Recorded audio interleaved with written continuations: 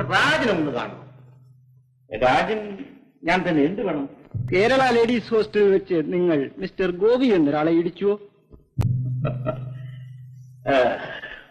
അതെ, ഞാൻ ഇടിച്ചു.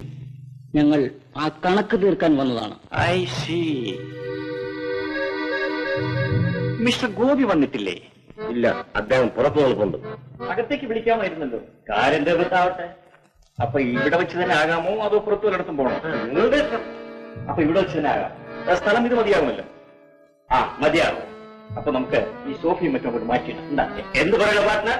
നിങ്ങളെ ഇടിച്ച് ബോധം നിർത്താനല്ലേ പറഞ്ഞിട്ടുള്ളൂ. ഈ സാധനങ്ങളെ നശിപ്പിക്കാൻ പറഞ്ഞിട്ടില്ലല്ലോ. എന്നാ പിടിക്കൂ.